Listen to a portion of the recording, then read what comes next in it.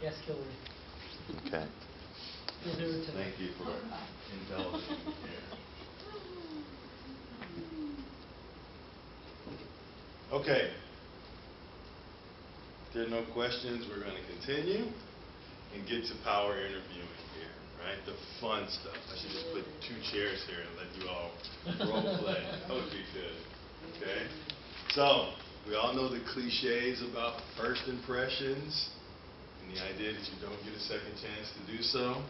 So keep that in mind. There's a recurring theme here that we're going to talk about today. That as you get to the point where interviews and phone screens start to come in, you want to treat them uniquely, right? You don't want to get into a routine where you tend to blow them off or say it was just like the last one and so on. You'll want to prepare thoroughly for each of these interviews. This is the most important part. So if you've done the targeted resume, put the effort into the strategy, the networking, the connections, and so on, and you'll learn until you get the hang of this that doing a targeted resume is going to take you a while, right? Probably took me a half a day to get one done right until I got to the point where I learned how to copy and paste the same phrases and paragraphs that I would use, right?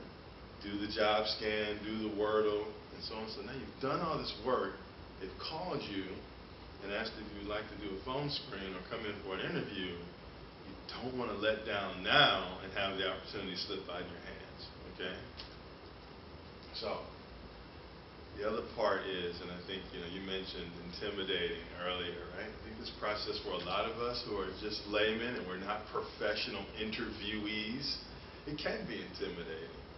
And I think the way we approached interviews years ago is that you felt like it was an inquisition, right? You're sitting on the other side of the desk, they're going to ask you a bunch of questions and you're trying not to screw up, right? And I think one of the best approaches, if I could give you some advice, is to just relax and try to make it more of a conversation. You should have just as many questions, or you should have the same enthusiasm about finding out about them as they are about you. And when you remember that they are human, right? They have to, as one of my coaches used to say years ago when we were facing a team that was better than us, he said they have to put their pants on the same way you do, one leg at a time. So, I know it's a bit comical, but at the end of the day, they're human. And they're not there to embarrass you or try to make you screw up or trip over your words, that sort of thing. They're just trying to get an understanding of what you put into your documentation thus far. Okay? So they want to know if you're suitable for the job. I said this several times yesterday to another group. They already know you can do the task. Right? They've gotten past the point where they understand you can do the job. They want to know what's unique about what you bring to the organization, just as much as you want to know, do you want to work for this organization? Right? What's the culture like? How were you received? What's the work environment look like? Okay? Those things will start to be very important to you when you think about, hey, I have to come here every day. These are the types of people I'm going to be working with. Okay?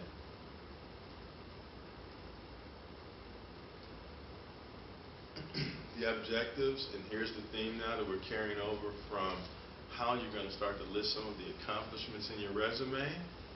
You'll want to bring some of those forward into your answers and your responses to a number of questions. We're going to go over the types of questions here. So remember PAR for problem, action, result. You'll start to hear CARS as well. Some folks say challenges, action, results. So it's one and the same concept. Right? Talk about the types of interviews, preparation, the importance of nonverbal communication. Right? And then here's, again, a subset of the types of questions and some of the strategies that you'll employ to answer these types of questions. Okay? Abstract, logic, behavior-related questions. They'll all look very familiar to you when we go through the list here.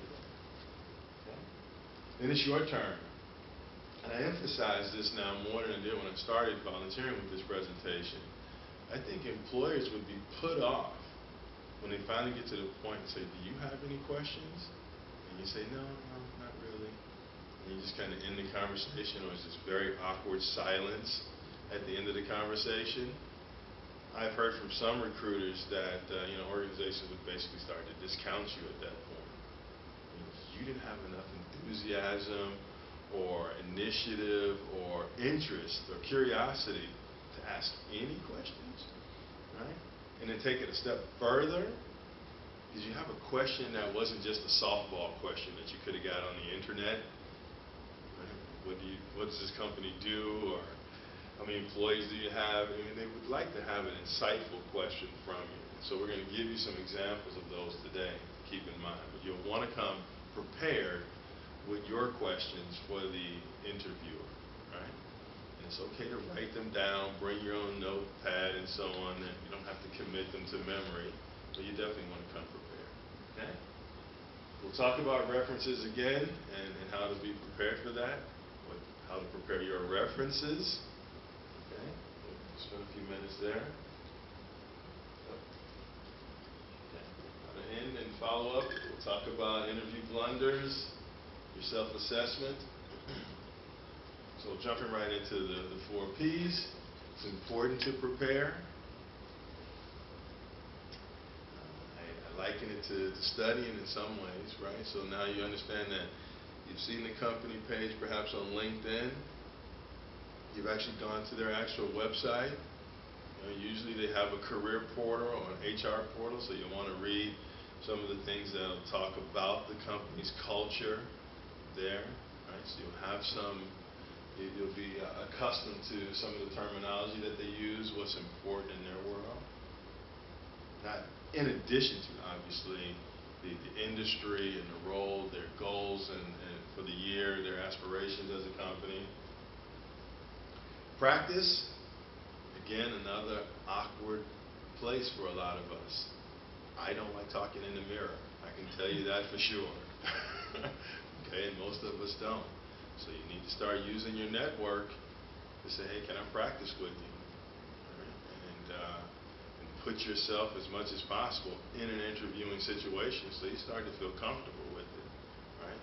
Because we'll talk about body language. That's the first thing you're going to give off if you feel uncomfortable. And again, we don't interview every day. So it is strange. You walk into a strange office, you don't know the person, right? You're nervous because we're human, right? But you want to be able to relax fairly quickly, okay? So practicing your answers will help with body language. Right? Making a first good impression. I think we're all professionals here, so I think we understand what that entails, how you present yourself, your handshake, your eye contact, tone of voice. In your perception, and again, this kind of emphasizes the question area too, because again, this gives you a chance now to articulate your interest in the company, in the role, your passion, how you sit in the chair, and so on. All give off signs that you're really interested and happy to have had this opportunity to interview. By the way, this comes across on the phone as well. In a strange way, we talked about smiling when you talk, right? Where you're sitting at home, maybe even how you're dressed at home, right? So first thing you're probably going to get is a phone screen.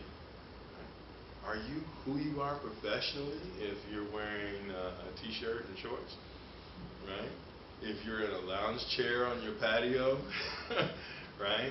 Still in front of the TV, right? Watching Judge Judy when you get this phone screen, right? So consider that, and maybe it'll help to just really remove yourself, put yourself back in your workspace, if you will, and prepare for those interviews. Because I think it comes through your voice and on the phone. Okay? So we talked about PARs. I think we all have a pretty good idea of why this is important, right? Your resume today is not going to show task. Right? We don't need you to say type, answer the phone, open the door, close the file, file the file. We don't need to see that anymore. They want to know what of your skill set and experience did you use to solve problems on the job for the organization or for customers. And whenever you can, make that quantifiable, measurable, believable, right? And that's how you're going to answer a number of the questions that we're going to go through today too. reflecting back on those PARs. Types of interviews, as I mentioned, they normally start with a phone screen. This is typically to just narrow the pool of candidates down. Now you've made it past ATS, right, which is a feat in itself. Has anybody had a Skype interview yet? Online interview? You have, Art? Yeah? Okay, and I want to make sure to emphasize some of the points. Did I like it? It was an interview. I mean, I just treated it the same way I would treat any other interview. Did you feel like you were sitting close like this, or did you feel that like you were on It was like somewhat television? Well, the problem is it was somewhat awkward because you're looking at it, you tend to look at the camera instead of the person that you're talking to. Mm-hmm. I thought it was awkward, to be honest, because I feel like on Skype you're actually talking closer to someone than you would in person, and I kind of like my personal space, so I'm a little more comfortable if you're behind the desk, right? With Skype, and because you can hear every nose and see, hear every noise and see every nose hair, and it is a little awkward, right? For me. But it's the way of the world now. It's coming. You know, organizations that are using recruiters from all across the country. You know, their hiring organization may be another part, so this saves them a lot of money. But they also get to see you, right? And that helps, again, read body language, understand how you articulate, maybe the job that you do. And you mentioned some virtual training as well, right? To see, you know, if you're comfortable with it, right? What's important here is you being prepared for the Skype interview, right? Some of the things we talked about are just the nuances of being comfortable. But first and foremost, you need to understand that your computer, right, can accommodate Skype, right? And if you haven't checked that out, I suggest you do. I suggest you test it. I heard horror stories yesterday where somebody accepted a Skype interview, didn't realize until minutes before Skype wasn't working on the computer. Now they're trying to give the employer alternative ways to, and you've just blown it then, right? Well, they say, oh, can't we just do it by phone? Well, sure, they'll go through the motions, but you've already turned them off. So this presentation here talks about, you know, don't be the person that needs hand-holding when you get to this point. Some of this technology is fairly common today, so you need to be prepared for it. I'll give you another tip with Skype. If you've ever done this, if you ever tried to talk to somebody on your computer, and you're talking into the microphone of the computer, right? So if you know where this little hole is, right, imagine now you talking like this. See, can you hear me? That sort of thing. So I might suggest that if you find this is happening to you quite a bit, buy a pair of headphones, right, of the kind with the little microphone, and test it to make sure it's clear. Sometimes you can just use your little phone earplugs that have the microphone, but get someone to test it for you beforehand. Don't wait until the interview comes about. Well, when you actually with Skype, it will test it for you. When you set it up, or you can go in and do a self-test, so it'll show when you speak and you're sitting at a regular distance. It'll show a volume level. Yeah, it does allow you to do a self-test. The other thing you want to be conscious of is the background. Okay, so if you've got that Prince poster from Purple Rain behind you, right? Or, I don't know, something else that, you know, you would find in a college dorm, not necessarily in your office, consider that as well. And the other obvious rules apply. You got to put the dog away, turn the TV off. Have you ever been on a conference call and someone is typing while you're on the call, right? And the person has to say, whoever's typing, please mute your phone. Dogs, I've had people talking about people on the Oh, phone. yeah. Oh, yeah. Oh, yeah. I've heard arguments, Yeah. you know, in the background. It's been very funny. Yeah. Ordering coffee, you know. The person driving, right, with the road noise and so on. So consider that as well. You want to be in a quiet space with something nondescript in the background. Okay? So usually the preliminary interview, which could be one of those two versions, is with the HR manager or a panel perhaps. The second round might now include the hiring manager, right? And again, it could be a panel interview as well. What do you mean by panel, just more than Panel one? meaning they could have a number of people Right. in the room ready to interview you, right? And I don't think they do this to trick people or catch them off guard, but oftentimes when I've been in front of a panel, it wasn't announced to me. You thought you were meeting with John at 10 o'clock, and then it turns out it's John and Jane and Jim and a few other people, right? So I think it'd be best to prepare. We're talking about preparing. Understand you get questions from a number of different folks in the room that have different responsibilities in that group. And while one person has engaged you with a question, the rest of them are looking at your body language and listening to your answers. So yes, you do feel a little intimidated, but it's not by design. It's really they're just interested in you. You have to remember, you've gotten this far. There are a number of people interested in, hey, so-and-so said you were a good fit. Let's bring her in. Great. Now, so you have to imagine a number of people are really interested in you. Have you ever had to hire someone? Right? Has anybody of you hired anyone in the past? Yeah.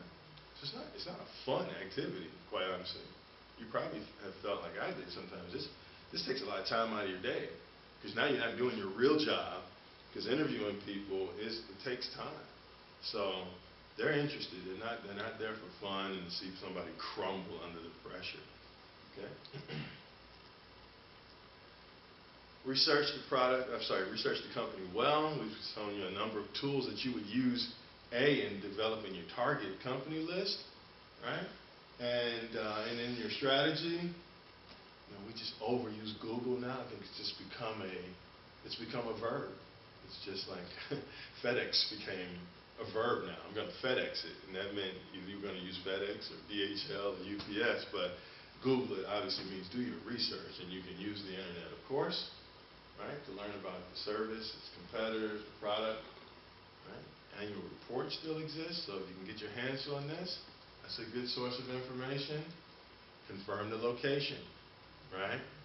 Where you think the main office is or where you applied may not be where the interview is, so you'll want to ask that question and be certain, right? Dress appropriately. We're all professionals. I think we understand that. And since there are no men in the group today, we don't have to talk about ties and the option of that, but I think you understand from a woman's perspective, this is a neutral color business suit and so on. I think the rule of thumb that we typically remind everyone of is, even if you're applying for one of these new super relaxed internet companies, at the interview you still need to dress one level above, right? And then when you get the job, then you can wear your t-shirt that says Google and Yahoo and so on, right? Okay. Extra copies of your normally formatted, the pretty resume now. It's got the borders on it, the nice paper, right? Your bullet points that you were so needing for, right? You can include that now and bring it with you. Make sure you bring enough copies. Be prepared that you might have to hand out 4 or 5 copies, right? If not more on an interview. Be on time. Self-explanatory, right? If you Google the address where you need to go while you're at home at 10 o'clock at night, that's not the same drive time as 8 o'clock in the morning. Be conscious of that. It could double on you, okay? So let's keep that in mind. Okay? I mentioned this at the top of the section, right? Don't prepare for a generic job interview. Be interested in what's unique about this application. Go back and look at the resume that you submitted. Look at the job description. Make sure you're not treating this generically.